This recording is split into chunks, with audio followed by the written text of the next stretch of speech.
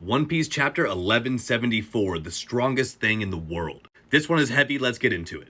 Starting off with the fact that the strongest thing in the world is probably not what you think it's gonna be. But we start off with a cover photo that I absolutely adore. Roger having a Tyrannosaurus Rex as a puppy feeding it some meat, its peak. Sommers is dealing with the fallout of just destroying the ship and also putting a hole in the clouds. And he comes to the realization that if these kids just keep walking, they're gonna eventually fall off to their deaths. So Sommers starts to freak out and he calls for Gunko to stop the arrow. But he remembers that Emu is inside her right now, so he probably can't get through to her. All the giant parents come through swinging, and it's really apparent that there is nothing they can do to stop these arrows. Sommers says even he himself can't stop them. He realizes that the kids are surrounded by thorns, and the parents are going to be forced to witness their children walking off this cliff. The parents are helpless, and Sommers is absolutely delighted. He decides that it's worth it, making the call that they can always march more kids over here. So he makes an announcement to everybody saying that, hey, the plans have kind of gone amiss. And this means you will be reaching your goal via the tragic conclusion falling to your deaths. And the kids start to realize what's going to happen.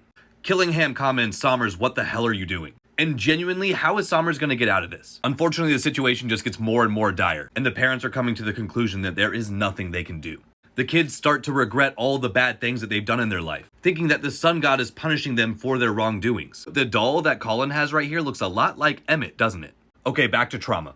All of the kids start remembering times that they were mean to their parents. And I'm not gonna lie, this part of the chapter absolutely wrecked me.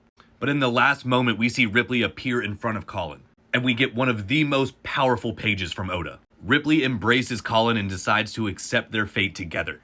As do all of the other giant parents. Even the one little girl without a mother has Angie from the library. Roto comes through for Bjorn, and Sommers continues to have a field day over this. All of the parents begin to fall, and then they land on something. Somehow they're all alive right now. And then we hear that it's Gum Gum Tummy Cracker. Now you're poking me, so get off. A very familiar eye says, listen up, once we get up there, I need you to get off my back at once. It'll prevent me from fighting. You're back, they say. And then we see a Gear 5 Luffy, and Loki the Destroyer God. Snow and lightning begin to fall all over Elbaf, and the tree begins to turn to rubber. A rhythm starts to take over, and Yarul says on an exceedingly rare day when lightning and snow combined, a vast beast will blanket the sky with its presence and with the sound of the drums of liberation. The sun god will appear. And we have Luffy in Gear 5 riding on Loki in his full, seemingly Needhog form. What an absolute banger of a panel. Loki's size is completely ridiculous. And with that, we end another incredible chapter. As always, let me know what you think in the comments. And if you think this is the strongest thing in the world, it's not. That, my friends, is love.